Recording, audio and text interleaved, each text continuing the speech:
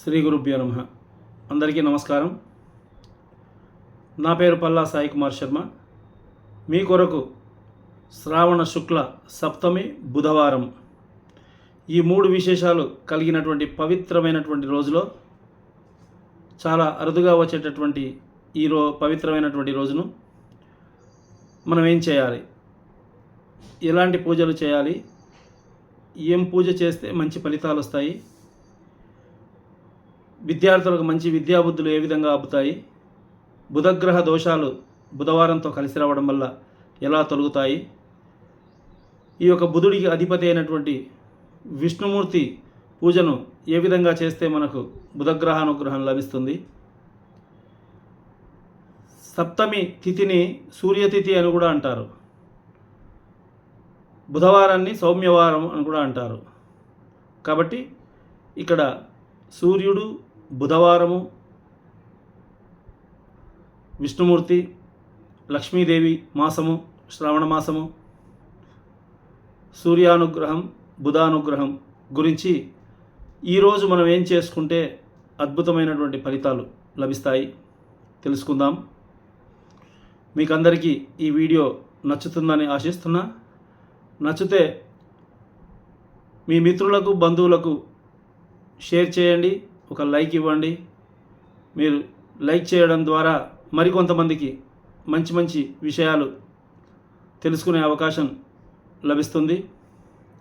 మనకు నచ్చింది, మనకు తెలిసింది చెడ్డ విషయాలు కావు, మనం చెప్పుకునేటివి మంచి మంచి విషయాలు. కాబట్టి ఇవి మీ యొక్క మిత్రులకు, బంధువులకు కూడా తెలియచేస్తే ఆ మంచి విషయాలు చెప్పడం వల్ల మనకు ఈ యొక్క అమ్మవారి అనుగ్రహం మరియు లక్ష్మీనారాయణుల అనుగ్రహం, బుధుడి యొక్క అనుగ్రహం కూడా లభిస్తుంది. పుణ్యం ఏ విధంగా వస్తుంది అంటే ఒక మంచి మాట వినటం, ఒక మంచి మాట మాట్లాడటం, మంచిని 10 మందికి చెప్పటం ద్వారా మనం మంచి పుణ్యాన్ని కూడా తెచ్చుకోవచ్చు. మరి ఈరోజు ఈ పవిత్ర మాసం అంతా కూడా మనం అందరూ కూడా చేసేటటువంటి పూజలు, నైవేద్యాలు, ఉపవాసాలు, దీక్షలు ఇవన్నీ కూడా మానవుడికి దైనందిన జీవితంలో ఎవరికి ఏ అవసరాలున్నా ఆ అవసరాన్ని తీరుస్తుందనే నమ్మకంతో అందరూ కూడా ఈ యొక్క నియమాలను పాటిస్తున్నారు. కాబట్టి మన వీడియోను అందరికీ చేరువ చేయండి, అందరికీ 4 మాటలు, మంచి మాటలను పంచండి, ఈ పుణ్యాన్ని మీకు కూడా గ్రహించండి. ఇప్పుడు మనం వివరాల్లోకి వెళ్తే, శ్రావణ మాసం శుక్లపక్ష సప్తమి బుధవారం, ఇన్ని మంచి రోజులు ఒకే రోజు రావడం ఎంతో అదృష్టం చేసుకుంటే తప్ప, పూర్వజన్మ సుకృతం ఉంటే తప్ప ఈరోజు అద్భుతమైనటువంటి పూజా కార్యక్రమాలు నిర్వహించుకొని వారి యొక్క దైనందిన జీవితంలో చాలా ప్రశాంతమైనటువంటి రోజును గడుపుతూ మంచి విద్యాబుద్ధులతో మంచి జ్ఞాన సంపదను సంపాదించుకునేటటువంటి అవకాశం ఈరోజు మీకు లభించింది. మరి మనం ఏం చేయాలి ఈ రోజున? ఉదయాన్నే ఇంతకుముందు వీడియోలో చెప్పుకున్నట్టు ఈ శ్రావణ మాసం అంతా కూడా పవిత్రమైనటువంటి మాసం కాబట్టి ప్రతిరోజు బ్రహ్మ ముహూర్తంలో అంటే 4:30 లేదా 5 గంటలకు నిద్రలేచి కాలకృత్యాలన్నీ కూడా తీర్చుకొని తలస్నానం చేసి ఇంటిని శుభ్రపరచుకొని ఇంటి ముందర ముగ్గు వేసి ఇంట్లో దీపారాధన చేసి బయట తులసి మాతను కూడా దీపం ఉంచి పూజించుకొని ఈరోజు పూజా గృహంలో మనం పఠించాల్సినటువంటి మంత్రాలు, పూజ దేని గురించి అంటే బుధవారానికి అధిపతి అయినటువంటి విష్ణుమూర్తి. ఈ మాసం మొత్తం కూడా విష్ణుమూర్తి, లక్ష్మీదేవిలకు సంబంధించినటువంటి మాసమే కాబట్టి ఈ బుధవారానికి అధిపతి కూడా లక్ష్మీనారాయణుడే.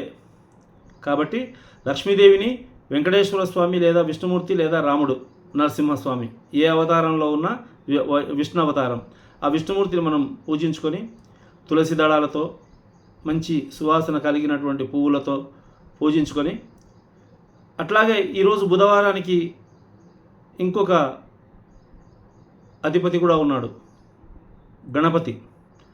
ఫస్ట్ మనం ఏ పూజ చేసినా గణపతి పూజ చేయండి, వేరే పూజ చేయం. కాబట్టి ఆ గణపతిని ఆరాధించేటప్పుడు కూడా గరికతో గణపతిని పూజించి మనకు విఘ్నాలు తొలగించమని కోరుకొని ఈ యొక్క లక్ష్మీనారాయణులకు తులసి దళాలు పువ్వులతో పూజించి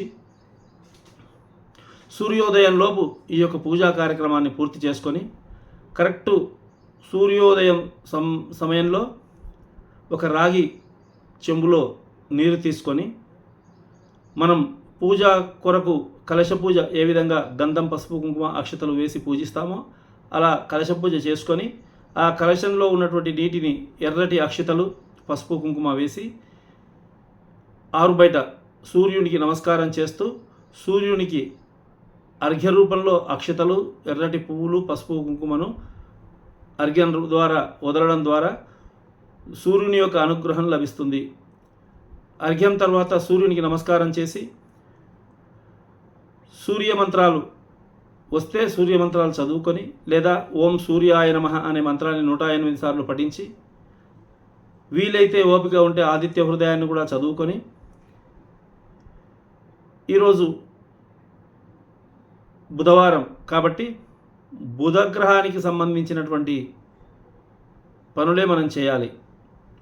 స్నానం చేసి శుభ్రంగా తలస్నానం చేసి మనం పూజాగృహంలోకి వెళ్ళేటప్పుడే వీలైతే అవకాశం ఉంటే ఆకుపచ్చని, మగవాళ్ళు అయితే పంచా టవలు, ఆడవాళ్ళు అయితే ఆకుపచ్చని చీర ధరించి ఈ యొక్క లక్ష్మీదేవి యొక్క ఆరాధన, విష్ణుమూర్తి యొక్క ఆరాధన, గణపతి ఆరాధన చేసినట్లయితే బుధగ్రహం యొక్క అనుగ్రహం లభిస్తుంది. అట్లాగే ఈరోజు పూజా కార్యక్రమం మొత్తం ముగిసిన తర్వాత నైవేద్యం ఏం చేయాలి, ఎలాంటి నైవేద్యం చేయాలి? మరి బుధుడికి ఇష్టమైనటువంటిది, లక్ష్మీదేవికి మరియు విష్ణుమూర్తికి ఇష్టమైనటువంటిది పెసరపప్పును నానబెట్టి, వడపప్పు అని కూడా అంటారు, పెసరపప్పును నైవేద్యంగా సమర్పించి బెల్లం పానకాన్ని కూడా నైవేద్యంగా ఉంచి ఆ నైవేద్యాన్ని మీకు చుట్టుపక్కల పిల్లలు కానీ చుట్టుపక్కల వారు కానీ మీ ఇంట్లో కానీ అందరూ కూడా దాన్ని ప్రసాదంగా స్వీకరిస్తే బుధుని యొక్క అనుగ్రహం లభిస్తుంది. మరి ఇంకా మనం ఈరోజు పాటించాల్సినటువంటి విషయాలు ఏమున్నాయంటే దానం. ఈరోజు మనం ఏం దానం చేసుకుంటే బుధగ్రహ అనుగ్రహం లభిస్తుంది, విష్ణుమూర్తి యొక్క అనుగ్రహం లభిస్తుంది. బుధుడు ఆకుపచ్చని వస్త్రాన్ని ఇష్టపడతాడు. ఆకుపచ్చ వస్త్రాన్ని దానంగా ఇవ్వడం, ఆకుపచ్చని ఆకుకూరలు, కూరగాయలు ఇవ్వడం,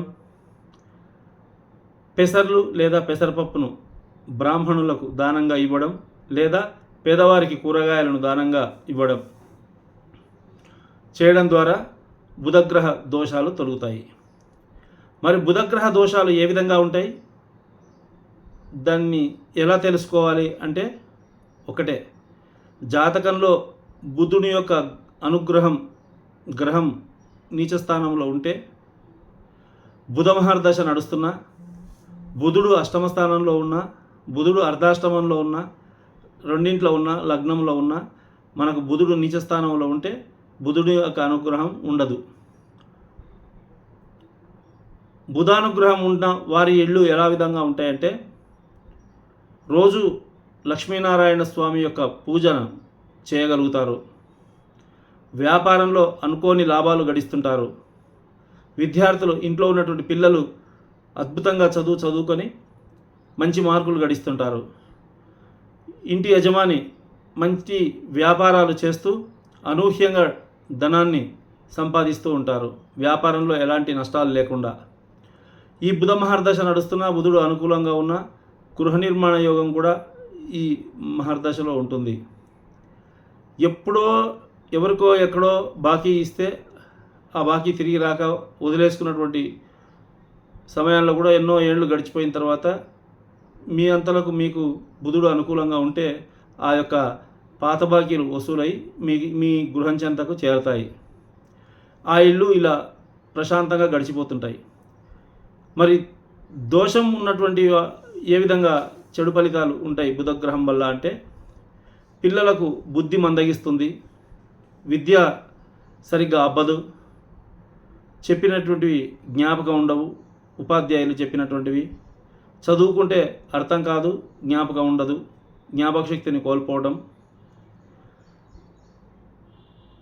వ్యాపారంలో అనూహ్యమైనటువంటి నష్టాలు రావడం, ఏదో ఒక రూపంగా ధనం ఖర్చు అవ్వకపోవడం, ఇంట్లో అనుకోని పరిస్థితుల్లో ఇబ్బందికర ఆర్థిక పరిస్థితులు రావడం, ఇంట్లో మనస్పర్ధలు, గొడవలు, కొట్లాటలు, ఇవన్నీ కూడా ధనం మూలం మిదం జగత్ అంటారు. ధనం లేకపోవడం వల్ల అన్నీ కూడా ఇబ్బందులు కార్యక్రమాలు వస్తుంటాయి.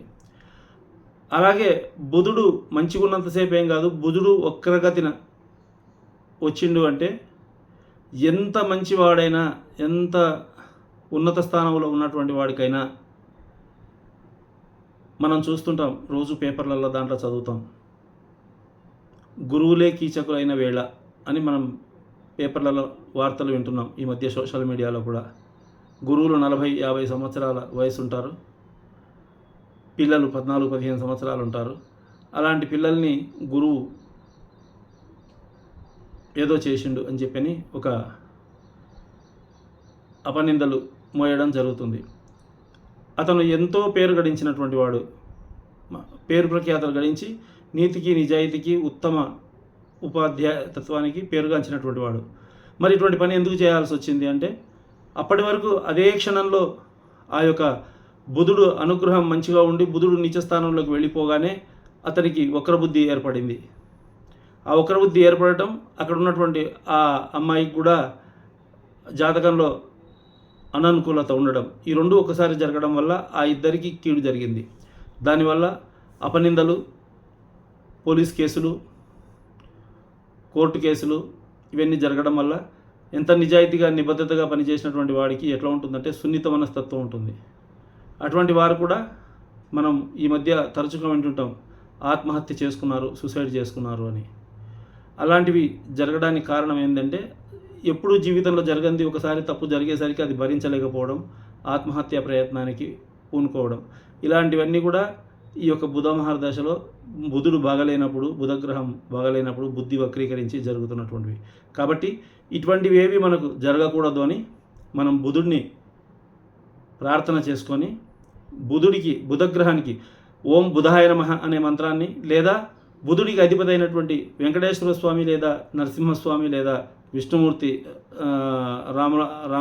రాముల వారిని మనం పూజించుకోవడం ద్వారా ఈ యొక్క బుధగ్రహానుగ్రహాన్ని తొలగించుకోవచ్చు. ఐశ్వర్యానికి లక్ష్మీదేవి చంద్రుడు ఈ యొక్క బుధుడి యొక్క సహోదరులు కాబట్టి ఆ లక్ష్మీదేవి ప్రసన్నురాలైతే బుధగ్రహ దోషం కూడా తొలగిపోతుంది. మనం చెప్పినటువంటి ఈ దాన ధర్మాలన్నింటినీ కూడా నెరవేర్చుకుంటూ ఈ వచ్చే శ్రావణ శుక్లపక్ష సప్తమి రోజు, బుధవారం రోజు ఈ యొక్క పూజా కార్యక్రమాలు, మంచి దానికి సంబంధించినటువంటి దానాలు అంటే పెసరపప్పు,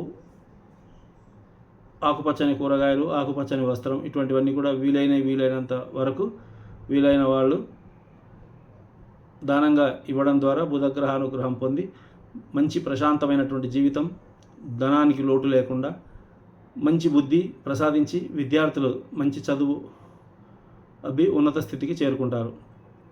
మీరందరూ కూడా ఈ విషయాలన్నీ కూడా గమనించి విని పాటిస్తారని నమ్ముతూ, మీకు అందరికీ కూడా మంచి జరగాలని కోరుకుంటూ, సర్వేజన సుఖినో భవంతు, లోకా సమస్త సుఖినో భవంతు. అలాగే నాకు ఈ ఛానల్ నచ్చినట్లయితే, ఈ వీడియో నచ్చినట్లయితే ఈ మన లలితాంబిక భక్తి ఛానల్ను సబ్స్క్రైబ్ చేసుకొని ఒక లైక్ ఇచ్చి మీ మిత్రులకు కూడా షేర్ చేయగలరు. మా లలితాంబిక జ్యోతిష్యాలయం నందు ఎవరికైనా జాతకంలో సమస్యలు ఉన్నట్టయితే పుట్టిన తేదీ, సమయము, పుట్టిన ఊరు తీసుకొని వచ్చినచో మీ యొక్క జాతకాన్ని సమగ్రంగా విశ్లేషించి మీకున్నటువంటి దోషాలను పరిష్కరించి పరిహారాలను కూడా చెప్పబడుతుంది. కాబట్టి ఈ యొక్క జ్యోతిష్యాలయం నందు వివాహాలకు, శుభముహూర్తాలకు, గృహప్రవేశాలకు, విగ్రహ ప్రతిష్ఠలకు కూడా పురోహితులు లభిస్తారు. ఇక్కడ మీరు చేసుకున్నటువంటి శుభకార్యాలకు, శుభముహూర్తాలను కూడా నిర్ణయించుకోవచ్చు, లగ్నపత్రికలు రాసుకోవచ్చు. శ్రీ లలితాంబిక జ్యోతిష్యాలయం, సాయినగర్ కాలనీ, వనపర్తి నందు సంప్రదించవచ్చు. స్వస్తి.